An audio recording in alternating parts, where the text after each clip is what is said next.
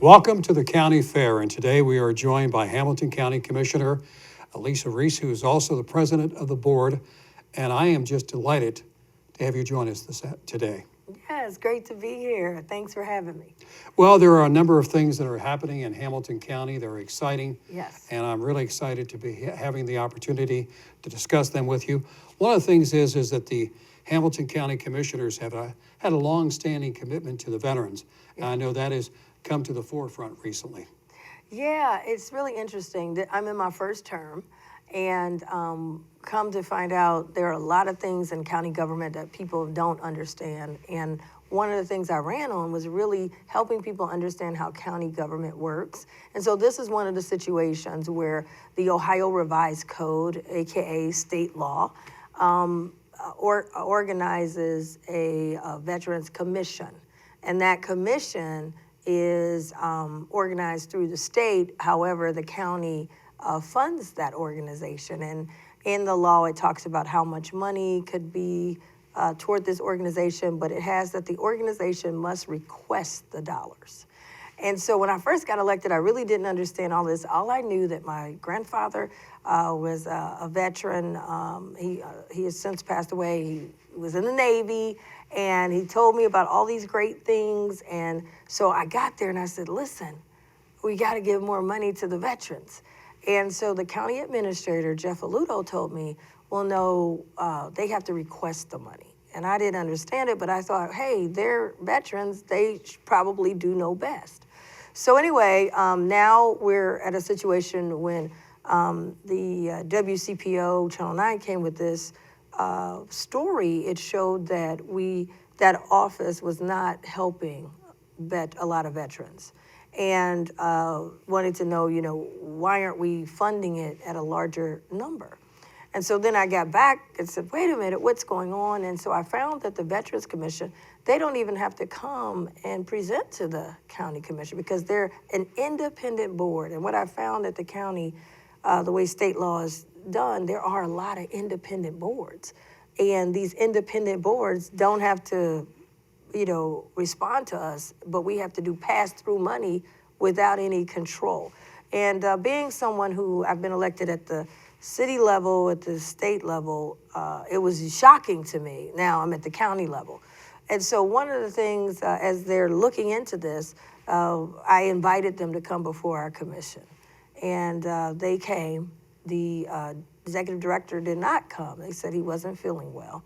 But they brought their chairman of the board, and they talked about these. They gave us a stack of their reports. We had never gotten a report in like 5 years, way before I was there. They never got a report to now. We've never had a report. So in the report, I, went through it, and I saw some shocking things. There's eligibility to pay for eyeglasses, pharmacy needs, rent needs, mortgage needs, utility needs, transportation needs.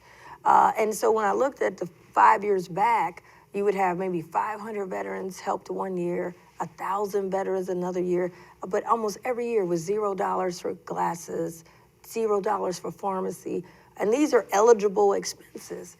We were doing bus tokens and passes, but Butler County and Warren County, they've got the big bus and the SUVs, and they're taking veterans from one door to the other door. And I saw we didn't do hardly any advertising. All we had was a website. They're advertising on television. They're advertising even at our Paycor Stadium that we own. They're advertising. And I'm like, well, what's going on? And we have 42,000 veterans, not including the families, that this organization is supposed to be helping as a bridge. And, so when you think about that, we're not even helping 10% of the veterans. And so, of course, this thing has heated up. And I, looking at everything, what can we do? Well, no, you can't do that. That's got to be a state law change. We go over here. Can I give them more money? No, they can't because they got to request it. And one of the reasons they haven't requested more money is because if they request 10% more than they did last year, then it says in state law that the Board of County Commissioners are able to make, I think, 5 or 6 appointments. And it's kind of like they don't want us to make those appointments. And then even the appointments are specified in state law. So some, like if you were the Afghan, you were in Afghanistan, you can't be in it. And then the organizations are the ones who submit a name, but they may submit, a lot of times they said they submit one name. So it's not a competition. So it's not like all veterans could come out and I'm a veteran, I like to serve, I like to volunteer. You can't do it. It's state law. So one of the things I've been working on as they're looking at state law, and I've been a state legislature, and it takes a long time to get something passed at the state. I said, well, what can we do now that's actionable? We got to take some action. And so I said, well, let's have an Office of Veteran Affairs. Now, we won't be the one giving out the benefits because legally it's that group, but we could have an ombudsman that would be there part-time, and that person would go to their meetings and kind of help create a bridge between the veterans in Hamilton County and them. That person would also look at state law and be able to testify on our behalf. That person will be able to give us some kind of data. This is how many calls have come in from veterans. And we could say, wait a minute, this many calls came in, but you only helped this many people.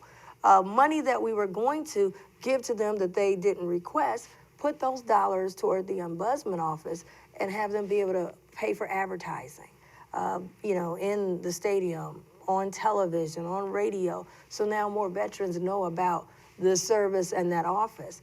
And then that office would also, I'm saying, let's have a major event. We have not had a major event in Hamilton County for veterans, and it doesn't have to be on Veterans Day. Our Paycor Stadium deal lease with the Bengals says we get 3 community days. We've never used them. Let's do a community day down at Paycor Stadium and have all of DAV, disabled veterans are there with their booth. The VA is there, housing folks are there, all the legal components that you need, but then let's have food trucks and music for the families and make this a big, big day for Hamilton County. So I introduced that resolution. I'm still pushing forward to try to get that done, but that's not the only step, but now we do have a step where we have somebody that has to report under our tutelage as the Board of County Commissioners. So that's what's kind of going on right now, and there's a lot of veterans with ideas. Let's get the ombudsman so he could take in, or he or she could take in those ideas and try to see how we put those ideas to work. But right now, we don't have anyone to turn to. Is it proper for veterans to be able to come before the commissioners and talk a little bit about what their needs may be? Yes, they could come. We've had them come, and they can come to our meetings. We meet every Tuesday and Thursday, but Thursday is the day we take public comment. And we've had a lot of veterans with ideas. In fact, the ideas I just came up with came from veterans. But we need somebody, I think, that is charged with meeting and taking in those ideas, making sure none of them fall through the crack, try to see how we can implement some of those ideas. And that's why I think the ombudsman is important. But I think the event is important because we get a wide net of veterans from all over Hamilton County, and we leave hopefully no one behind by getting this major event. But that would be what the ombudsman would be organizing and putting together as well. I have a veteran who is one of my top volunteers, and I brought her in as a volunteer staff person to help also deal with this. Her name is Teresa Burns. She's a disabled Army veteran, and she's been helpful with my office in talking with different veterans, helping me get this resolution together so that I can try to implement their ideas and bring them forward. And I'm sure that the goal of all 3 Hamilton County Commissioners Yes. is to find something to match together ideas that can achieve the ultimate goal of serving the veterans. Absolutely. Our board, we have been wrestling and grappling with this because, again, you've got state law. You've got state law saying the judge, common pleas judge makes the appointments. You got state law that probably was put in, it was put in before we had social media and other marketing opportunities. So you've got that going. We've got, looking at how do we help veterans now. And we're in our budget season. So we want to make sure we don't put a budget forward that we know is not going to help veterans. If we put the same budget, we'll have those same results of $0 for eyeglasses, $0 for pharmacy needs, $2,000 for utility needs at a time when the utilities are getting ready to go up. I know there's a lot of veterans that need help, but they don't even know that this is available. So we're working as quick as we can to try to come up with something. And I just thought if we had some ombudsman to kind of help us navigate this and try to be actionable.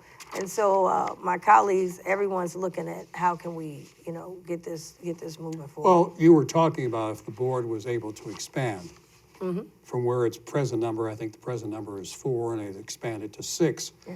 And then if the commissioners allocated money, which they requested, the commissioners would have a better idea of how those dollars are being used.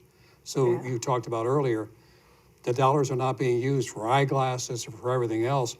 If the board expanded, am I correct, then you would have a better way of following how those dollars are being used. Is that correct? Yeah, I think the issue, though, is I think the direction that we think it should be going and what veterans think. One, they have to request the funding. And so far they have not. And like you said, it's because they don't want the commission to have any authority. And with us, you got to understand where we're at. We're elected by the people. 212,636 people voted for me. They want me to be able to do something, but I'm over here with the state law and this group that's independent that's supposed to be doing something. And so I just think we have to be creative if we can. And if you're not going to accept the money, we still want to spend money to help veterans. And how do we do that? Maybe we help on the marketing side. Maybe we help having this event. Maybe we help in those kind of ways to get more people to know about it. And you're exactly right. If you simply put it on a website, that's passive advertising. Yes. You and I both have been in radio. We understand that's passive advertising. You need to be able to get out there where it's in front of the people.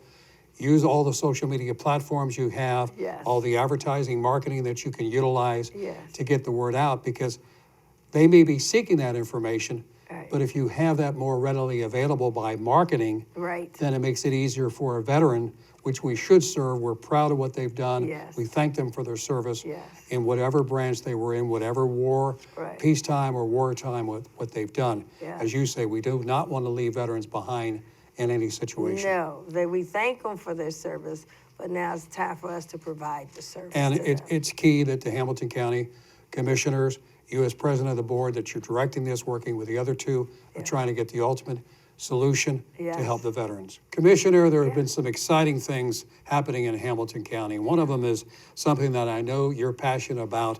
It's the Hamilton County Bus on Wheels.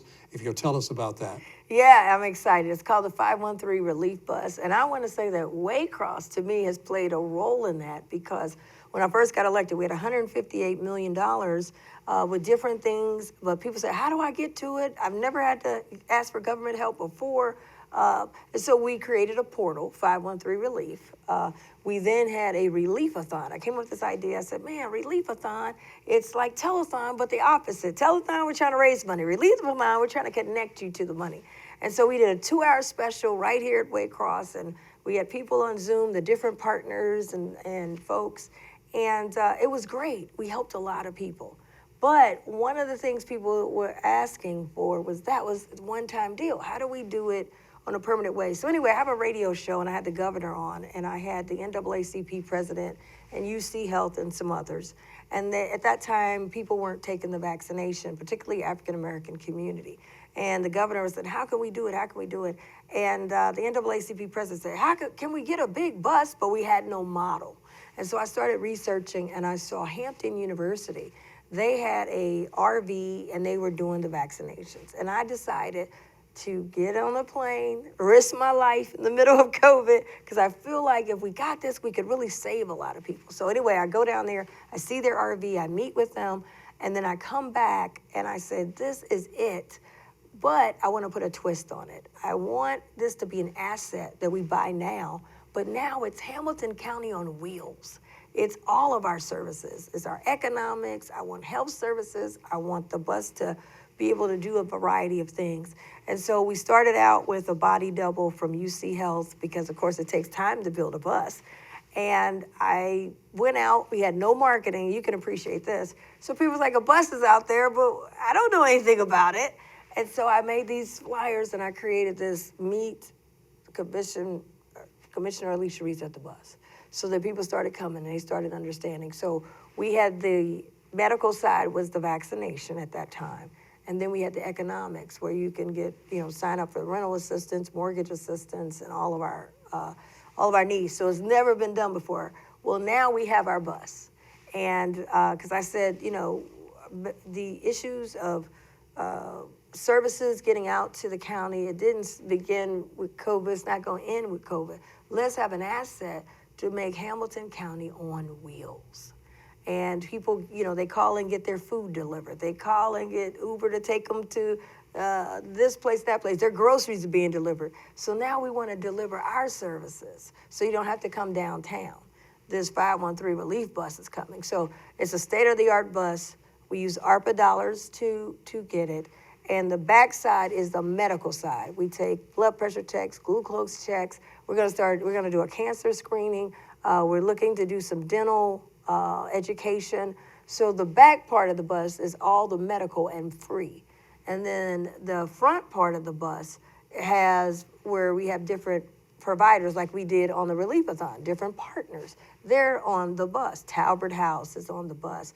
Urban League, just so many different people on the bus, and you can get counseling on the bus. You can get sign up for services on this particular bus. And you go to 513relief.org, and it tells you the different services, where we're going to be, and what the services are going to be on the bus. So we can pull up to festivals. We pulled up at Forest Park at a festival. We can pull up to different places, and when we show up, here's all these services at no cost. We have Council on Aging for seniors. We have a $2 million fund to help with repairs and utilities. But now the bus shows up, you can go right there and they could take your application and talk with you one-on-one. So it's a relationship builder. It is our services in a new way coming to you. We have what we call a mobile strike team, special forces that comes out to help. And we've helped 15,000 people already. And we have gone to over 100 stops and over 30 different zip codes. So people are looking for the 513 relief bus. And we even now have free birth certificates. If you want to get your birth certificate, we can do it right on the bus and it's free. So we have lots of partners. It's like the Relief-a-thon that we had here, but now it's on wheels and it's in a permanent way. So I just want to thank Waycross for letting me do the Relief-a-thon to show that there is a need and then be able to now have it as a bus. Well, Commissioner Reece, Waycross's mission is to help the community. And we are the connection to the local community, and that's what we do. Another thing that is a great connection is it's great to have the large companies, the manufacturing companies, and have the large come in here at the tax-based dollars and everything else so that other things can be accomplished. But the backbone of America has always been small business. Yes. That has been the backbone. And one of the things that I find truly exciting is the fact is that in the Sharonville Convention Center, you have an office to help small business. Yeah, we're very excited. It's not at the Convention Center, but we had a major event. We kicked off there at the Sharonville Convention Center. One of the things we saw during the COVID is how do we help small businesses? And we've done $14 million in grants countywide to help the small businesses stay afloat at that very difficult time. But when I gave the state of the county last year, I felt like we need to step forward and be the county for small businesses. After, COVID is kind of a little bit behind us, people are rebounding. How do you move forward? How do you grow? And you can't be a county that grows without having strong small businesses. So I said, listen, we want to be the #1 county for small businesses. But in order to do that, we don't have a small business office. And so I pushed forward and my colleagues supported it to have a office, the Hamilton County Office of Small Business for the first time in history. and we've been able to help a lot of small businesses. But again, you can't just have this. You gotta market. You gotta get the word out. And so I said, let's have a Hamilton County Small Business Day. First time in history. Let's do it at the Sharonville Convention Center. And everybody's like, okay. I said, but this small business, it can't be a leaflet. If anybody knows me, I hate the leaflet fairs. You know, you come in a small business, I give you a leaflet and you go home.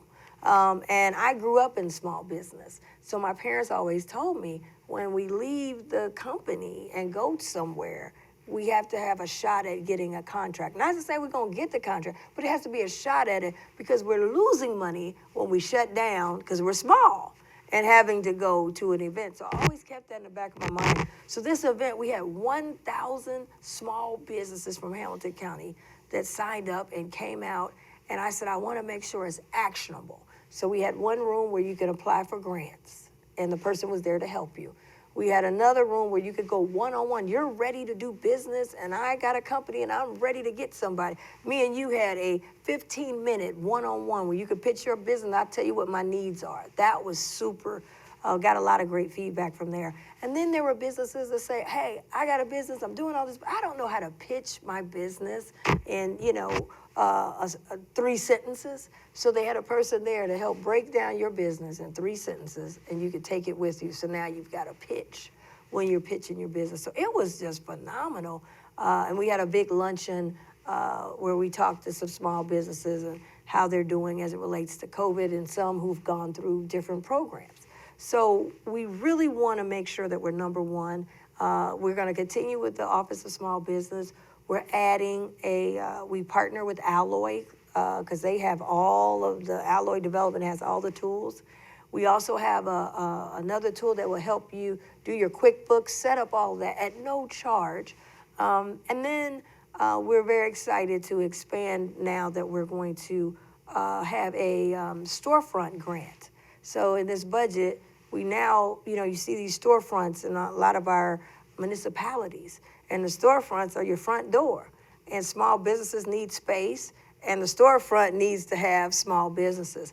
So we're working now with a grant that will be coming out to help with storefronts around the whole county to help small businesses. And I think that's really a great thing being offered, because one of the things that's coming out of COVID, restaurants, hotels were hit very, very hard. Yes. Restaurants to this day are having trouble finding employees because they don't want to go back there, because if there's an upsurge of COVID again, they feel that's the first industry and they'll be laid off again. But when you take a look at small business, it really is a framework where they don't know how to market. We get back to the marketing. So many, and I know you'll agree with this, so many of the small businesses think, well, it's like the baseball field of dreams. I call it the business field of dreams. They put their store together, they open it up, they expect the doors to just come flowing with customers, and they don't. They put up a website that's really not interactive. They need to know how to market. That's a strong element. And there's also the element that you talked about, the QuickBooks. How do I pay for this? I want to make sure I don't get behind on taxes and everything else. So, I mean, in having that kind of mode, then Hamilton County is being very aggressive in attracting small businesses. And the key also will be, I'm sure that you would agree, to retain those small businesses. Absolutely, to retain and also grow. And all those things that you talked about are so important that, you lose a lot of business the first or second year. Got a lot of energy, ready to go, but don't have the foundational stuff and access to capital. And a lot of times when they're opening up, they don't get the extra money to market, so they don't have money to market. So we're open with our Office of Small Businesses, and the tools that we have, we'll be able to hopefully help with that. We're also going to be hosting a pitch night for small businesses. So we're really going to be aggressive in trying to help create, retain, and grow small businesses, but we got to have a goal. And our goal has to be, I want to be able to measure what we're doing. How many small businesses did we have last year versus this year? How many have grown here? How many used X, Y, and Z services? And so we're hopeful that the Office of Small Business, I want them to host a state of small businesses in Hamilton County that could be every year. And so we can kind of measure what we're doing. And another important element of that is not only to have the small businesses know how to do everything, and attracting the customers, but for people to believe in going and shopping at small businesses. Absolutely. Definitely shopping at small business. We want the dollar to rotate 3 to 5 times before it leaves Hamilton County. That's the only way that we grow, creating jobs, creating opportunities, but we got to spend our dollars local. A couple of other things that recently came out in some publications, that Hamilton County has opened a new parking garage near the Findlay Market, and also there's some new apartments, so new development happening right there by Findlay Market. Yeah, absolutely. One of the issues was parking. People say, I want to come down to Findlay Market, but my goodness, it's so hard to park. And so the garage allows people to park that are at Findlay Market, but also when there's a game at FC and lots of folks are coming down there for the game, they also have a place to park. There's a couple, Rosie and Jerry Baker, and they're out of Evendale. And every Friday you can see a post of them down at Findlay Market. It's like their date night.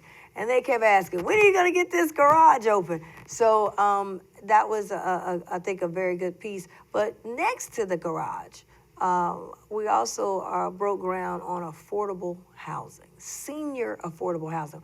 We don't have a lot of affordable housing anyway, but particularly for senior citizens. It's very difficult. So that will be a new place for senior citizens. We have put in a lot of money as a government entity, more than we've ever done in history. We put in $40 million for affordable housing. When we got the ARPA money, we had to make some decisions. And we said affordable housing is a very important component. So we put $40 million in. We have a partnership with Cincinnati Development Fund, so we can leverage their funds as well. And we went right in and hit some projects that would have never been able to get off the ground.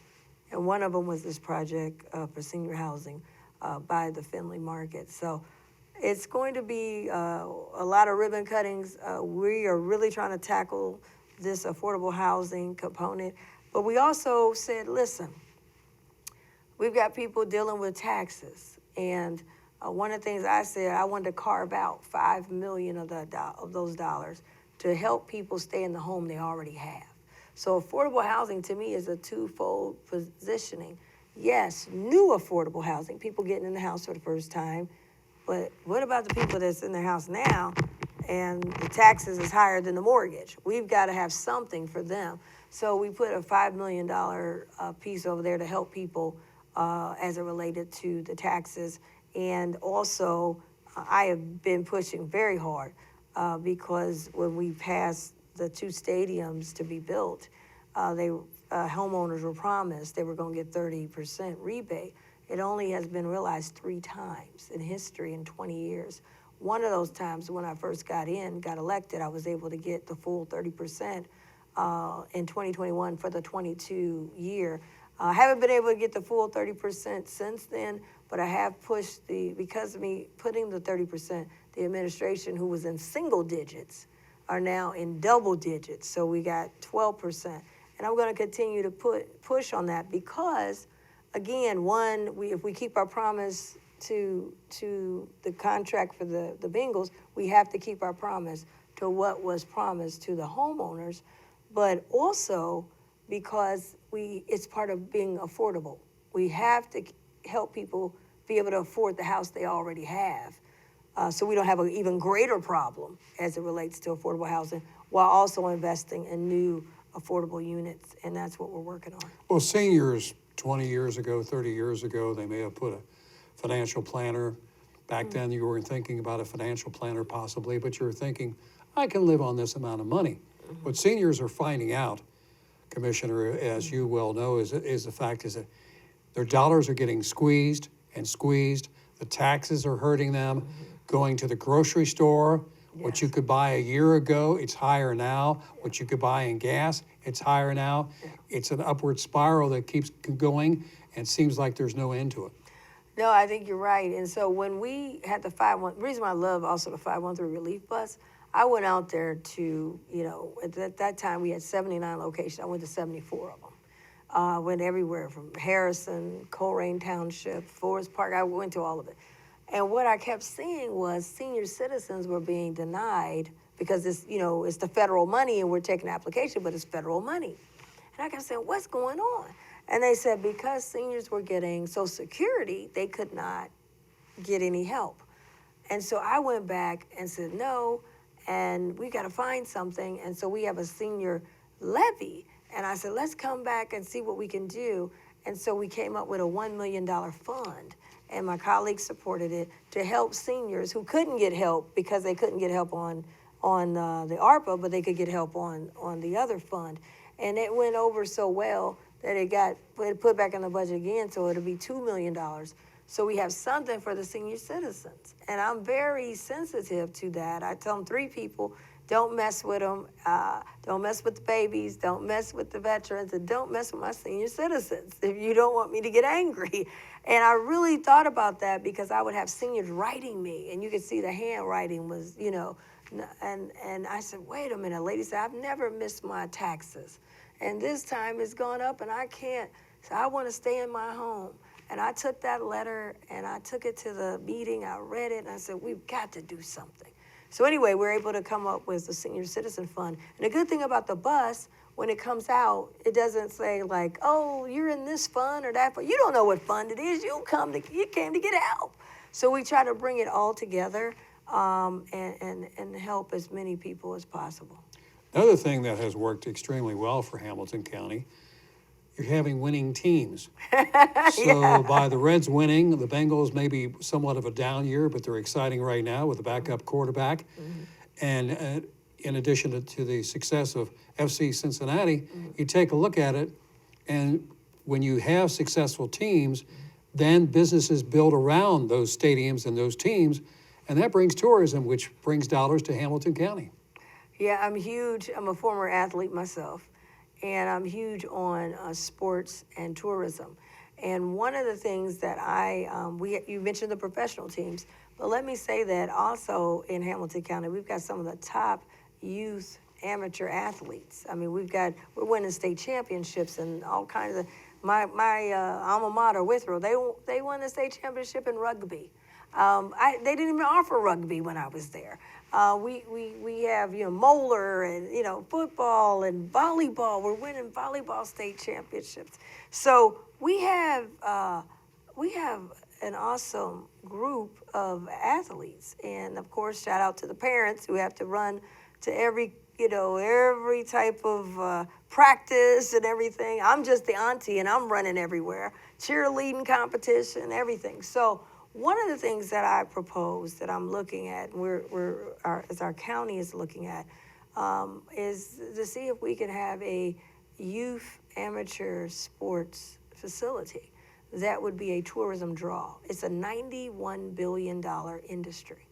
And so we're working, we have a company, Victus, that's come on board to look into it. I don't know what the results are going to be. What I do know that there's a lot of tournaments that happen every single weekend. I'm an auntie and I'm traveling a lot more. I said, I'm just the auntie. But when my nieces and nephews say, are you going to be there? Okay, I have to be there. But I've traveled all over to their tournaments, to their competitions, and I feel it's an area we're losing out on because these tournaments happen every single week. So it's not seasonal. It's not, the season's over and the stadium is sitting there. It is every week. We're coming. So I know I've had them there meeting with a lot of people, meeting with the mayor of Forest Park. They met the mayor in Blue Ash. I had them meet everybody to see, let's take a real look at this because we can have that feeder that goes into what you just talked about, these winning teams, and then also more scholarships because at these tournaments, that's where the college coaches come in, and they're there and they can see. So really looking at us, looking at that, I want us to be very aggressive and pulling in, like you said, if there's something out there, tourism that can be done and should be done, and we can do it. And I'm not saying this is something for all of us to do, but if we put the information out there, maybe we attract investors, say, hey, this is the next stop. We need to be there. And so that's what we're working on. So we're really excited about it. I've been a manager of traveling baseball, of the juniors and seniors. And a couple things that you hit upon are right on. One is the fact is when you have a tournament, you may have 8, 9, 10 teams, and they may be coming from Indiana, Illinois, Michigan. That's people coming here, tourism, seeing what Hamilton County has to offer. Those are dollars there. But also, in addition to that, you talked about the college coaches. I would have college coaches and pro scouts come to me and say, we need a shortstop. Do you have a good shortstop on your team? Wow. So we have those type of things. So that is a tremendous resource that you're trying to tap into, because that can really be of value to Hamilton County Commissioner, can it? Absolutely, and I'm really big on tourism. You may not know this, but I used to be the Deputy Director of Tourism for the state of Ohio. I did know that. And I loved it and did a lot. I helped also promote the Rock and Roll Hall of Fame, and that's why I said, wait a minute, down in Cincinnati, Hamilton County, we've got a lot of people in Southwest Ohio. And that's really how the Cincinnati Black Music Walk of Fame came about. And there are a lot of people that are in there. We now have 22,000 people have come through. It's state-of-the-art, interactive. Bootsy Collins is doing a song tribute for it. We've been in Billboard magazine. It's free. I want it to be free, and people can go down there. James Brown and Bootsy Collins, the Isley Brothers, who are right from these areas. And people could go down and enjoy it with their whole family. And I get a kick out of watching people. I sit at the top and look down like, oh my God, they're enjoying themselves. Senior citizens have brought busloads to come. Young people have come. Families have been down there. And it's open every day from 6 a.m. to 11 p.m., completely free. And it's across the street from the Paycor Stadium and next to the Andrew Brady Stadium. So I just encourage people to come on out. You learn. I call it edutainment. You learn and you're entertained at the same time. You get to dance, you get to hit the buttons, the QR codes. You get to perform with Bootsy Collins in a virtual, as well as Penny Ford. So it's just a lot of fun. Well, let's, for those who may not be familiar with the Black Music Walk of Fame, I mean, you have 12 inductees, you have 12, you have what are called influences you can talk about. So let's talk about the inductees and the influences. What's that all about? Yeah, so the inductees, every year there'll be about 4 of them. They have a committee. Lincoln Ware chairs the committee. He's been in radio for 50 years. I'm sure you know Lincoln. He broke in a lot of the songs. And in there, you got the stars. So like you said, you got Bootsy Collins, you got the Isley Brothers has a star. You have Louise Sharpshire, who was the original writer of We Shall Overcome version from right here. You've got Dr. Charles Spode, who was the first to win a gospel Grammy for gospel music from Cincinnati. You have High Tech, so we're talking 50 years of hip hop, and he has produced a lot of songs for Snoop Dogg and 50 Cent and so many other people. So you have all of these folks. You have Midnight Star, the group. You also have The Deal, the group The Deal, from this area. So you have all these people like, every time someone goes there, they say, I didn't know these people were from Southwest Ohio. And even though it's called Cincinnati, it's all of Hamilton County and Southwest Ohio. So you got the Dayton, the Springfield. Then we have interactive kiosks where you can feel the vibration of the music. Everything's in Braille. We wanted to be very inclusive. And you got people like, John Legend is on the kiosk. You've got, Zapp and Roger and just so many people, Bootsy Collins' brother, Catfish. James Brown has a star because James Brown, a lot of his hits were made right here in Cincinnati at King Records. And his daughter came and she wore the cape. And we had 5,000 people for the opening. We had to, shut the doors. But since that time, we've had almost 22,000 people come down there and visit. And that's what we want. We got a beat maker machine. You can make beats. In the summertime, we got this waterfall with a light show. We have a light show every night at 9 o'clock and 10 o'clock. And the light is it's automatic. And then we have these media consoles. You can go there and dance. And I get a kick out of seeing people. So what's your favorite dance to do? Oh my God. I would say Penny Ford, the Running Man, but you got to be in shape because she will wear you out. And the technology we have is nowhere in the country on an outdoor facility like this. So we've had a lot of national people come down and say, there's nothing like this. They've been in New York, they've been in California. And when we were doing this, I said, listen, bring me Disney World, but on a budget. I want the imagination. I wanted interactive. I wanted augmented reality. I stayed up all night researching augmented reality because I wanted to bring this world to everybody that grandma and the grandkids could equally enjoy in the platforms that they have. So we got a lot of QR codes as well, but a lot of push buttons. And then you get a snapshot of the history. And then people hit the QR code to learn a lot more. So it's just been it's been amazing. And this new song, Bootsy, I'm so excited. Bootsy Collins. I was like, oh my God, Bootsy Collins, we'll have our own song. This is awesome. So it has just really taken off nationally and internationally, and people are coming from all over to see it. And that's what we want. We're taking back our culture and history and telling people, here's where it really came from. Here's where these sounds came from. And we take all genres, you know, from opera to jazz to hip hop, R&B, funk. We influenced a lot of that. So. And from what I understand, music was in your family and your home. Yes, it was. My mother, unfortunately, she passed away from breast cancer, actually, 3 days after Christmas. But my mother was a singer coming from the West End, and she loved Aretha Franklin. And they used to call her Baby Aretha. And my father had worked for Motown as a local person here. And Red Fox, he had to put on a show with Red Fox. And my mother was there to sing, but her band didn't show up. He was not going to let her sing. And Red Fox said, let her sing. And he heard her voice. And so he went on to record her self-titled album, Barbara Howard.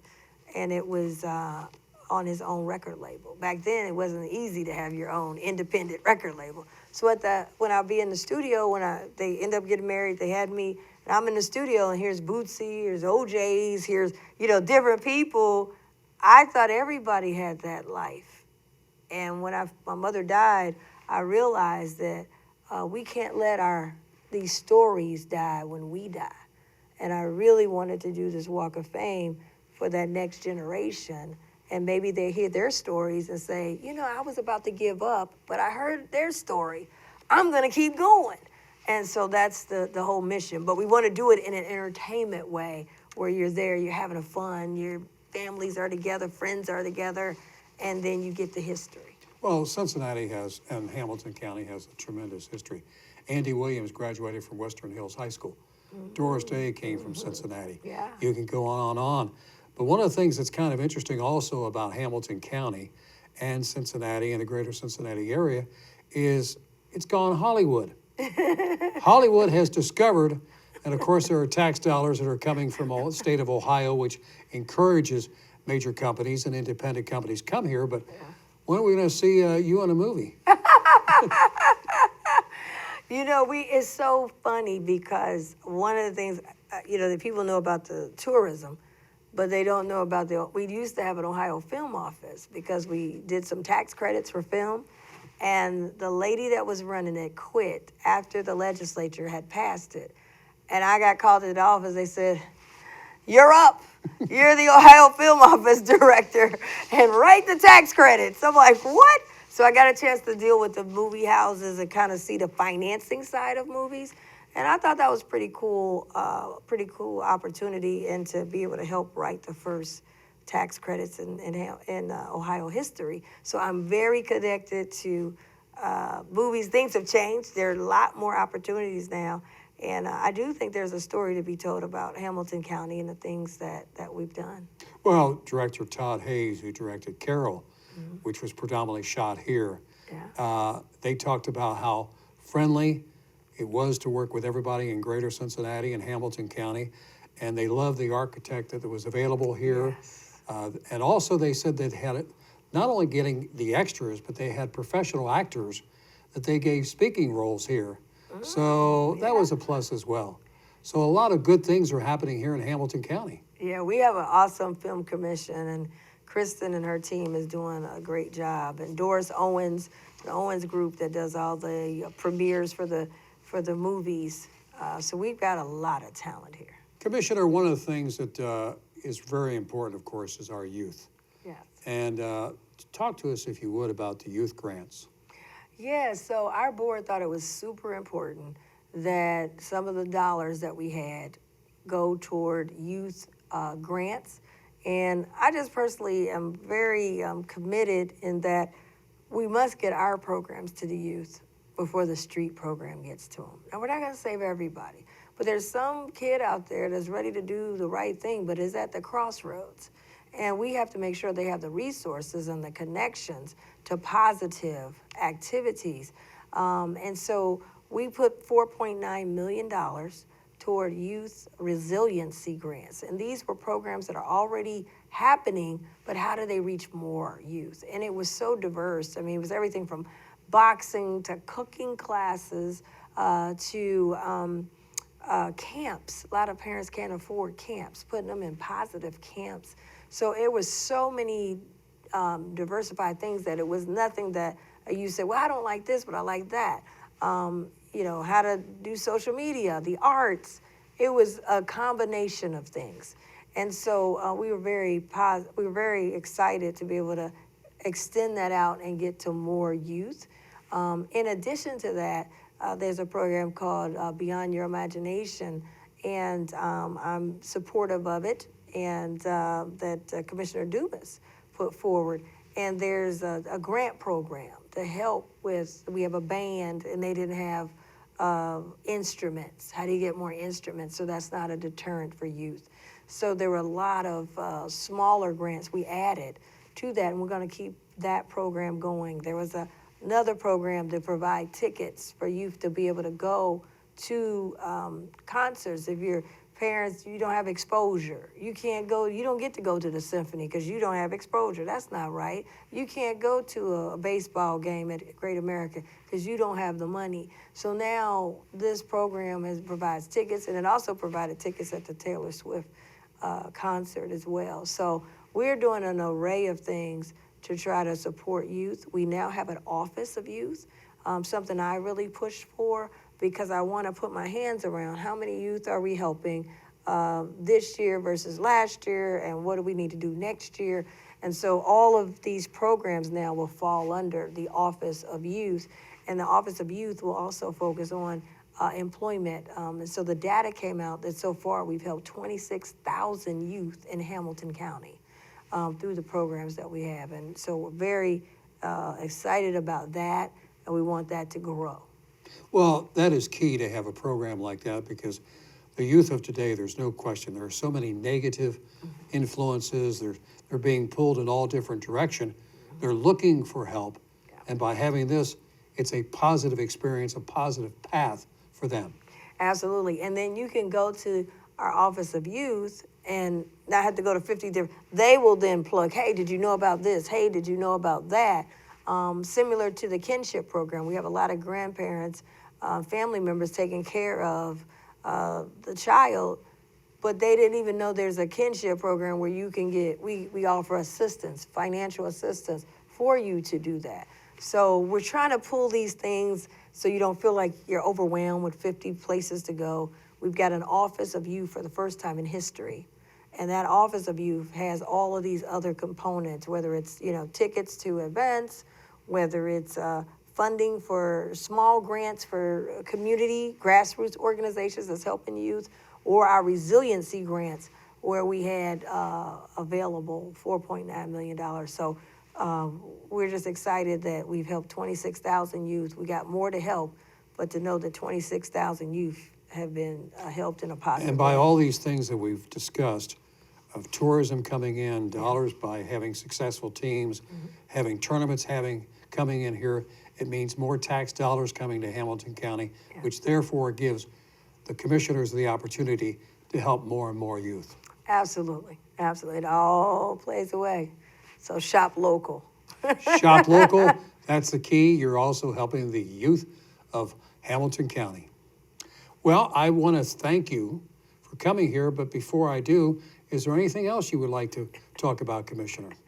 No, I think we talked about it all. I just want people to know I'm pushing for one Hamilton County, and I'm pushing for us to be number one. And with all the talent that we have here, I know that we can be the number one county in the state and in the country. Well, we appreciate you coming today. It's been a pleasure to meet you. And this has been the County Fair. And we have had County Commissioner, President of the Board, Alicia Reece with us. I'm Kurt Radel, Waycross Community Media, Government Programming Coordinator. Thank you for joining us on the County Fair.